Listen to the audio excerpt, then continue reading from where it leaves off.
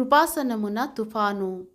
ఆ దూత ధూపార్తిని తీసుకొని బలిపీఠము పైనున్న నిప్పులతో దానిని నింపి భూమి మీద పడవేయగా ఉరుములు, ధ్వనులు, మెరుపులు, భూకంపమును కలిగెను. ప్రకటన 8:5. బలిపీఠము పైనున్న నిప్పు అనగా ప్రార్థన జీవితము కొరకై మనకున్న పరిశుద్ధ ఆసక్తిని తెలియపరచుచున్నది.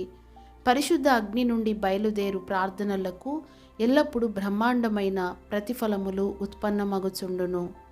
ధ్వనులు అవి భూసంబంధమైన ధ్వనులు కావు, కానీ పరలోక ధ్వనులు లేక పరలోక సందేశములు. ఒకవేళ బోధకులు వేదిక మీద నుండి తీవ్రత లేని, సారము లేని సందేశములను అందించుచున్నారనగా పరిశుద్ధ భూమి మీద మోకరించి ప్రార్థించు ప్రార్థనా వీరులు లోపించుటయే కారణమై ఉండవచ్చును. పరిశుద్ధమైన పరలోకపు ఆసక్తితో ప్రార్థనా వీరులు విజృంభించి యుద్ధములను గవిని వరకు త్రిప్పుదురుగాక. పరిశుద్ధత యొక్క ఉపదేశకులను పొందుటకు తమ యొక్క శక్తివంతమైన ప్రార్థనలతో కృపాసనమున తుఫానును సృష్టించగల పరిశుద్ధ జనులు మనకు ఆవశ్యకము.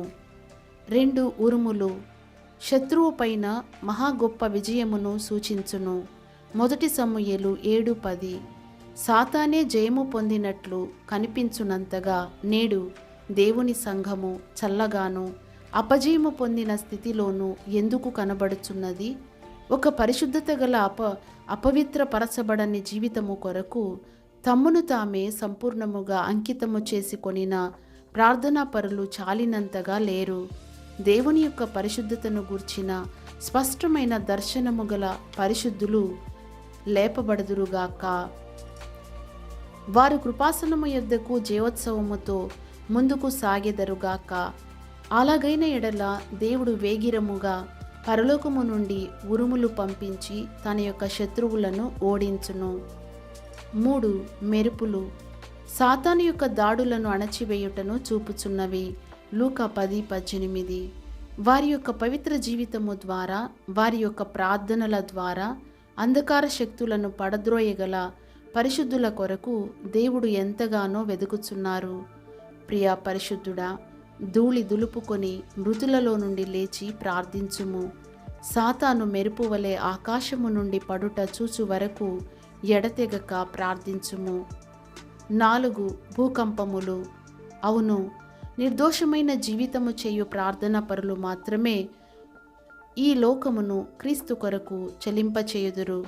అనేకులు ప్రార్థించుచున్నారు గాని ఏమీయూ జరుగుటలేదు. ఎందువలన? కొందరు ప్రార్థనలో సాతానును గద్దించుచున్నారు గాని సాతాను వారి యొక్క పర్వతముల వంటి రహస్య పాపములను చూచి నవ్వుచు వారిని తిరిగి గద్దించుచున్నాడు. నిజముగా మన దేవుడు నిన్న నేడు నిరంతరము ఏకరీతిగా ఉన్నారు.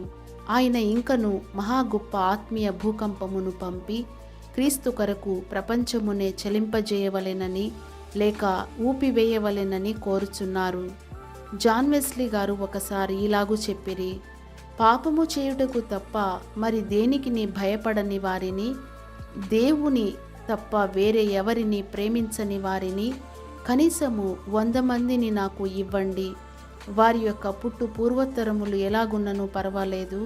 అట్టివారు క్రీస్తు కొరకు ప్రపంచమునే కదిలింపగలరు మరియు పరలోక రాజ్యమును స్థాపింపగలరు. మనము నిర్దోషమైన జీవితము చేయుటకై దేవుడు మనకు సహాయము చేసి దాని మూలముగా శుద్ధ సువర్ణముతో చేయబడిన ధూపార్తి వలె మన ఒక్కొక్కరిని మార్చుదురుగాక. తద్వారా మన ప్రార్థనలు పరలోక ధూపము వలె ధ్వనులను, ఉరుములను, మెరుపులను, భూకంపములను కలుగజేయునవిగా ఉండునుగాక.